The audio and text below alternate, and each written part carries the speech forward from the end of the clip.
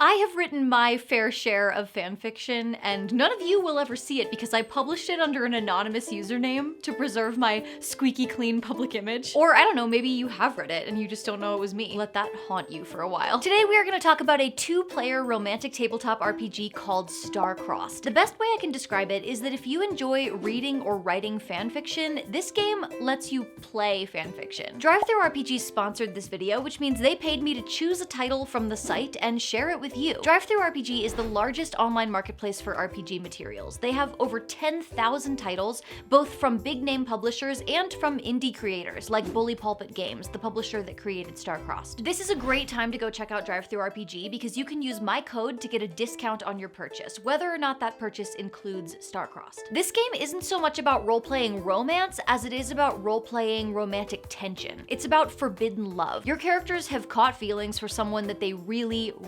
shouldn't catch feelings for. I tested it out with the help of my husband Josh. Lighting, check. Sound, check. Rolling, and action. Great. You can play any kind of story you want with this game. You can use characters you already have, or characters from media that you love, or make up new ones just for this. You can set it in any universe, any genre, any context. We decided to play using a character you guys would already know from watching my channel.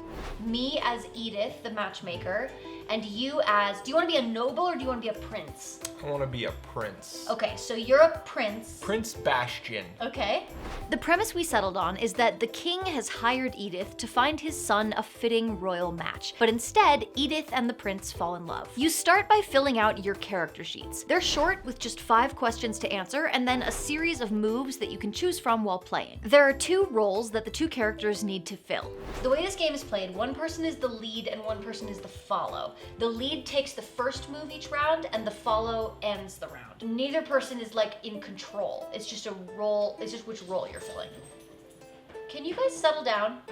The main difference between the 2 roles is that the lead almost always acts with intention, and the follow almost always acts by accident. So while the lead might, say, choose to share something personal, the follow is more likely to let something personal slip.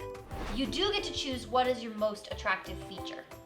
Okay, what is my most attractive feature? And this could be physical, or this could be emotion. It could be like, oh, I have a great smile, or it could be like, I am really generous. I have great forearms. Okay, you've great forearms. There's a fun little character building mechanic where each player chooses their own character's most attractive feature, but then they also choose 2 attractive features for the other character. What are 2 things about me I don't realize are attractive? We pick these for each other. He has a silly laugh. Bastion's just really into her accent. Okay, her accent.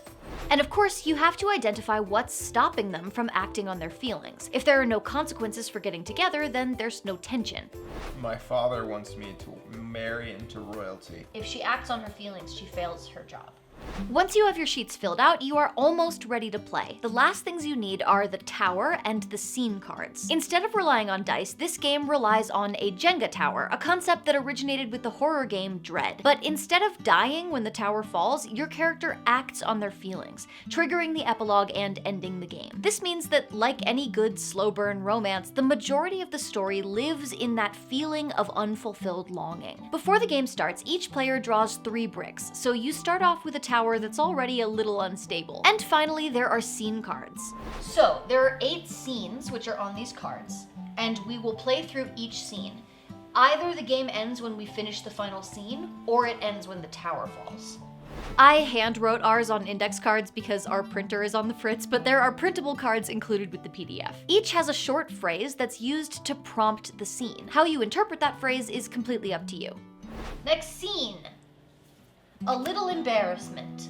When you pull the first scene card, that's when the gameplay starts. You and your partner can discuss each scene out of character as much as you like. In fact, a lot of the game will probably be this kind of conversation. It's collaborative brainstorming, much like you would if you were co-writing a story. You're setting the stage for the interaction you're about to have. maybe he couldn't come earlier in the day because he had like royal duties, so he had to come like really late at night this time, and everyone else in the temple But was he's already... bringing Turkish coffee, so... Well, but yeah, because it's a late night meeting and they need energy. You can do this kind of backstage communication at any time during the game, but when you're describing your characters actually doing stuff, that's when the moves section of the character sheet comes in. Some of the moves are unlimited and don't relate to the Jenga tower. For example, you can describe your character's movements as much as you want. However, once you start either touching the other character or revealing personal information, mechanics come into play. Lead and follow have the same set of moves available to them, but in different quantities. For my first move, I'm going to intentionally touch you because she's going to shake your hand. So I have to pull a block for that. Since Edith is the lead, she gets to intentionally touch Bastion as often as twice per scene. However, she can only unintentionally touch him once in the whole game. For Bastion, the follow, these moves are reversed. He can unintentionally touch Edith up to twice per scene, but can only touch her intentionally once per game. Touching the other character and revealing personal information, whether intentional or unintentional, also requires that you pull a block from the tower. Every time you make one of these pull required moves, you fill in an attraction star on your character sheet. Seems like this could fall Any moment. pretty early in the game. Yeah. Also, your character can speak on your turn, but your hand must be touching the tower the whole time you're speaking in character. This lends some weight and pressure to direct dialogue, especially as the tower gets less stable. I hope. You gotta touch it the whole time and you can't rest your hand on the table. If the tower falls, that means the last person to touch the tower has acted on their feelings, despite the consequences. This can mean different things in different stories. Maybe one of them kisses the other or confesses their feelings. Edith, when you asked me the kind of woman that I was looking for, I was really speaking about you. It's also a legal move to knock the tower down on purpose. However, once the tower falls, the game is nearly over. Tally up all the attraction stars that have been filled in across both character sheets. I have filled out 1, 2, 3, 4, 5, 6, 7, 8. And I've filled out 1, 2, 3, 4, 5, 6. The total attraction score gives you a prompt for your epilogue. If the tower falls early, the relationship might blow up or fizzle out. If you were able to build a high attraction score, maybe true love prevails. It's up to you to collaboratively decide how the story ends, relinquishing the roles of lead and follow and just working together to agree on a conclusion. Of course, if the tower never falls, then your characters never act on their feelings. The players still create an epilogue together, but in it, your characters can never be together and they never share their feelings with each other. Maybe that's tragic, or maybe it's not. It's entirely up to you. Good game! Alright, let's clean up.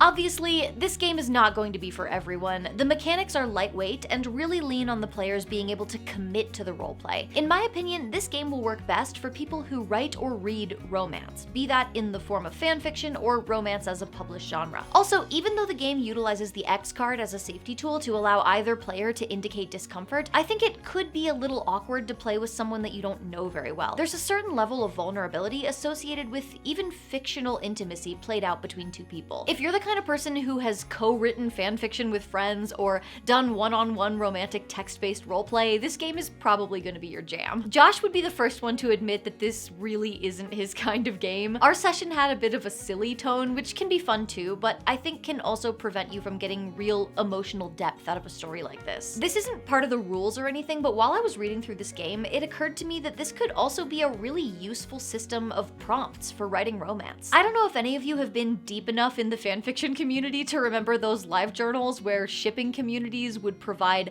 prompts and host challenges to inspire writers, but I think you could treat this a lot like that. Playing this game solo could be a fun way to create an arc for a writing project. What do you think? Would you play this game? Let me know in the comments, and if you want to pick up this or other RPG titles, remember to use my code to get a discount on your DriveThruRPG purchase. All the information is in the description. Also, if you watched this all the way through, please do me the honor of describing the worst or weirdest fanfiction you've ever read in the comments. I'll start. Fellow millennials, do you remember Potter Sues? It was a live journal community that just collected and highlighted all of the worst Harry Potter fanfictions. There was one where Snape was secretly a merman and Harry fell in love with him. Just levels upon levels of yikes with that.